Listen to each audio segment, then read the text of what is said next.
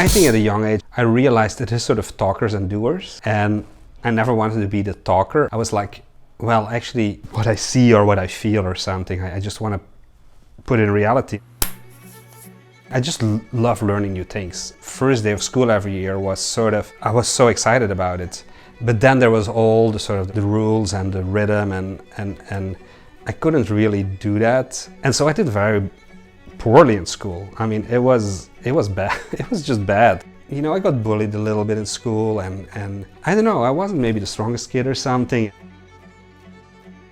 I was just fiddling with buying radios at the flea market and bringing them home and taking them apart and fixing them and cleaning them up. And it was pure passion. It was pure love.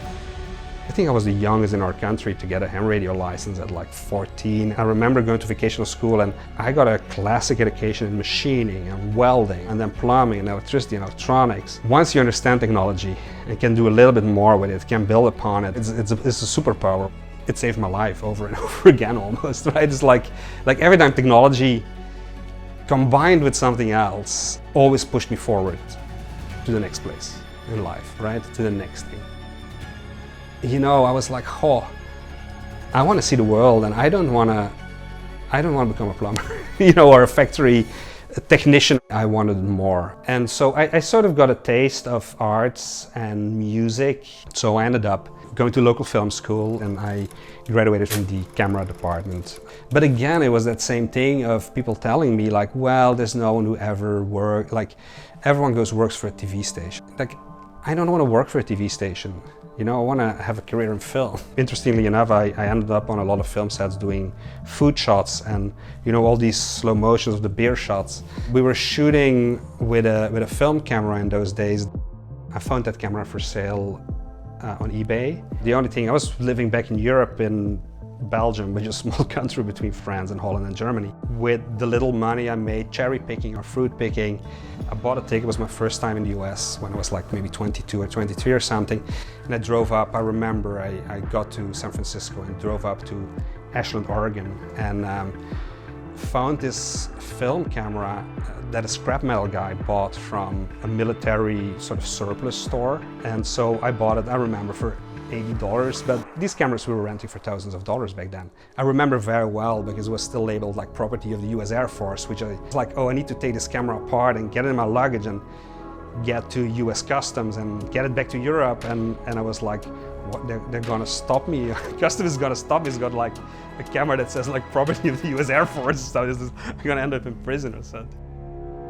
I got back with those cameras and with my background in electronics and software, I built the first motor drive to actually control that camera. And that was sort of one of my first commercial products. That grew into a robotics camera company that was supplying remote controlled and robotic camera systems for the motion picture industry.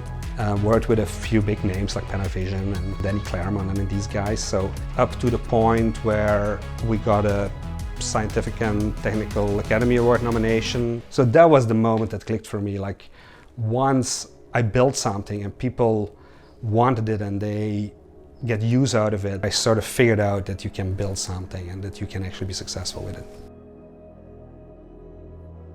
So after selling my camera robotics business, I went a little bit into startup coaching and mentoring and investing and started a few other businesses, some successful, some not. But I'm a doer, I'm a builder, I want to be in the trenches, I want to live it. So one day I just like wake up and I'm like, what am I gonna do?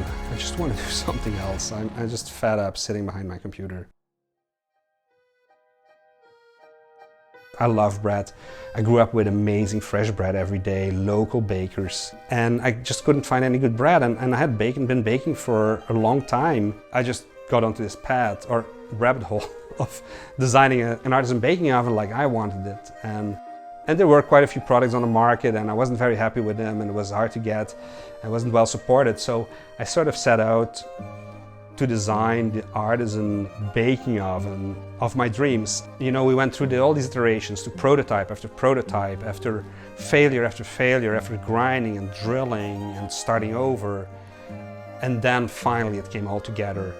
And I remember very, very well that the first 12 perfectly evenly baked loaves came out, right, with this amazing smell and the steam coming off the loaves. And I remember inviting all my neighbors to come all over and break bread and sort of, share. And we're not just building a baking oven.